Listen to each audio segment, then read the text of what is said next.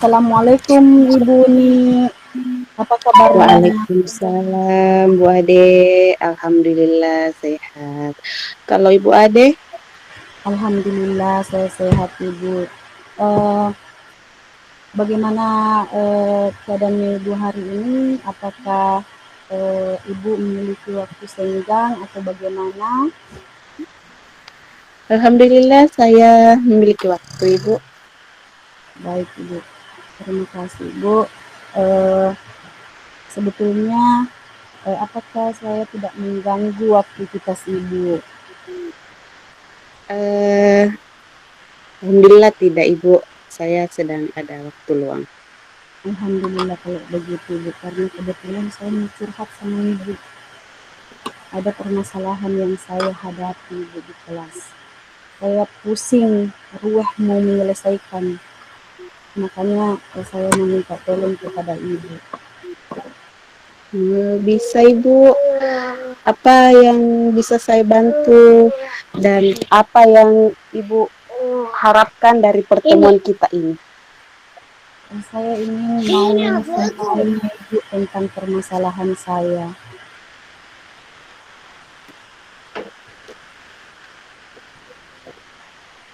Masalah apa itu Ibu yang Ibu hadapi? Kebetulan di sekolah saya ini saya mengajar pendidikan agama Islam. Dan di dalam kelas itu ada anak yang suka sekali mengganggu temannya. Dia tidak duduk dengan tenang.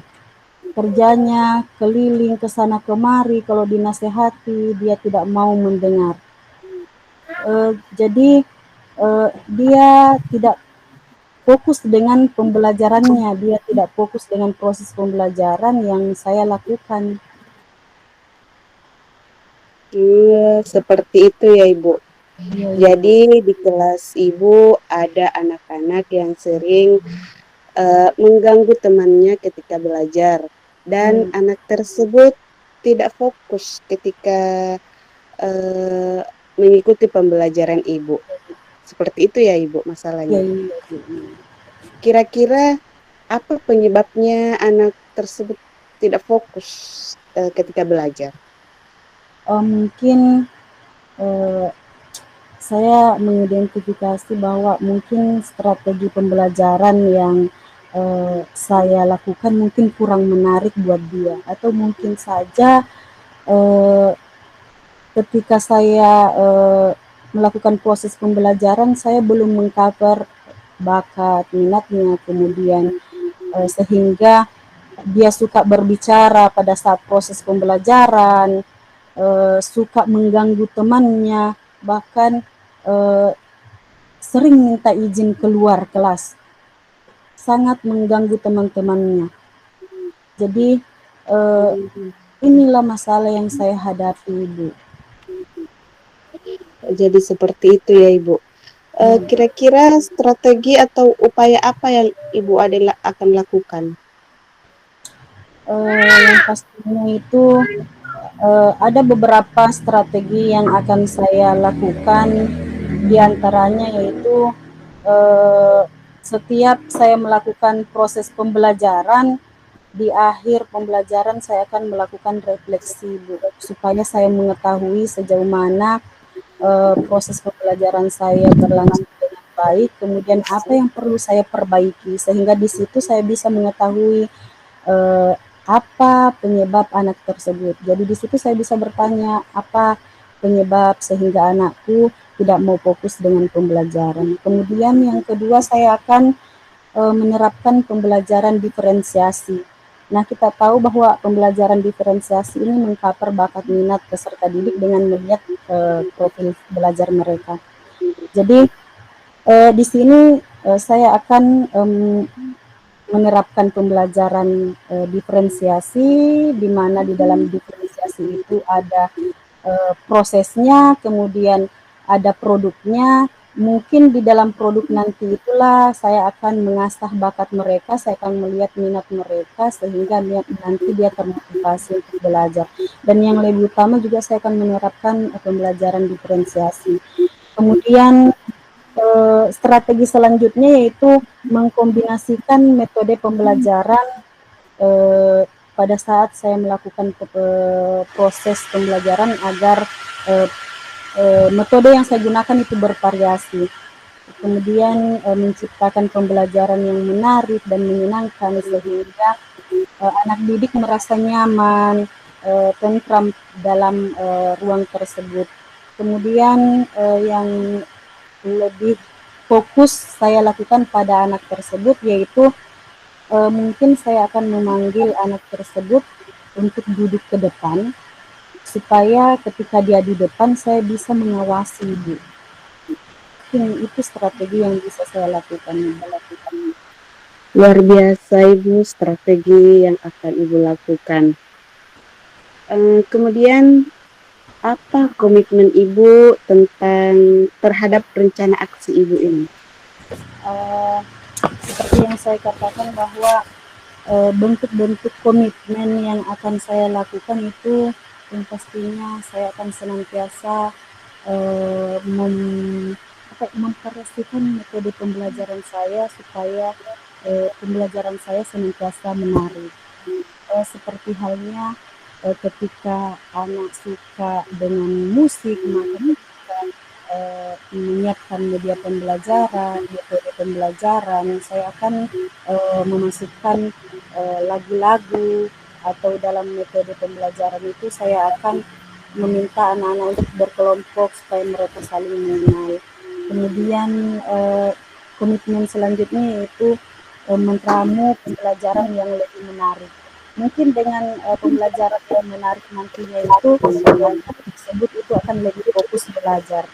Kemudian saya melakukan pembelajaran yang berpusat kepada anak didik. Bisa jadi dengan cara berpusatnya itu mereka akan lebih aktif, mereka akan kritis, mereka akan lebih inovatif. Nah, ketika dia inovatif, maka mereka akan lebih fokus dengan kegiatan pembelajaran. Kemudian yang selanjutnya itu sekali-sekali ketika saya melakukan proses pembelajaran, di akhir pembelajaran itu saya akan melakukan bentuk penilaian yang berbentuk game. Jadi saya menggunakan handphone bentuk penilaian untuk mereka. Luar biasa Bu Ade komitmen yang Ibu Ade akan lakukan. Lalu siapa yang dapat membantu Ibu dalam menjaga komitmen yang akan Ibu lakukan? Yang pastinya yang bisa membantu saya dalam menjaga komitmen yang akan saya lakukan ini yang pertama adalah saya akan berbicara kepada wali kelas. Saya meminta bantuannya. Kemudian saya akan bekerja sama dengan ketua kelas, dengan teman-teman yang ada di kelas. Kemudian saya juga akan melakukan pendekatan dengan anak tersebut. Dan yang lebih utama ketika anak tersebut belum melakukan perubahan, saya akan berkomunikasi dengan orang tuanya. Bisa jadi salah satu penyebab anak tersebut tidak fokus faktor dari rumah.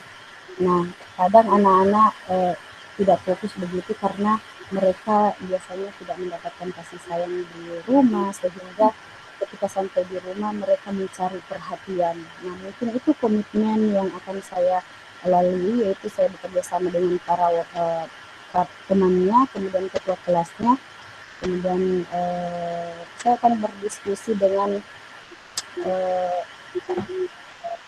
para guru-guru mata pelajaran yang lain agar saya bisa mendapatkan juga semacam metode-metode pembelajaran yang menarik. Mungkin itu komitmen saya, Ibu.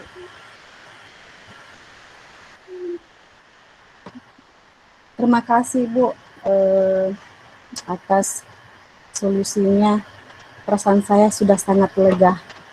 Atas bantuan Ibu, saya memiliki cara pandang atau saya dapat memahami bahwa saya akan lebih giat lagi untuk belajar secara mandiri untuk mengembangkan potensi saya agar bisa mengcover bakat minat anak didik saya supaya bisa menjadi eh, bisa melakukan pembelajaran yang menarik.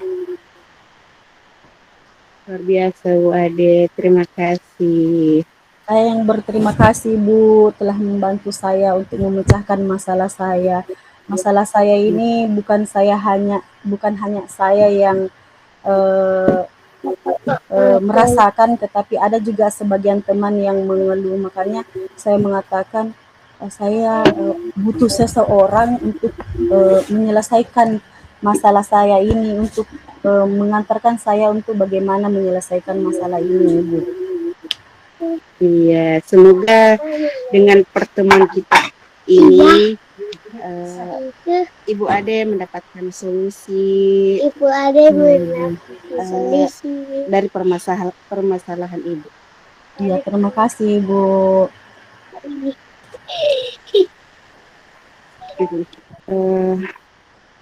Baik Bu Ade, tadi kita sudah melakukan coach dengan coach.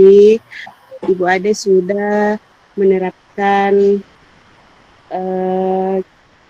alur tirta, di mana alur tirta itu ada tujuan, ada rencana aksi, ada identifikasi, ada rencana aksi dan tanggung jawab.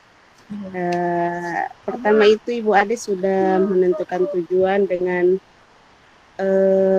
adanya murid Ibu yang tidak fokus dalam belajar.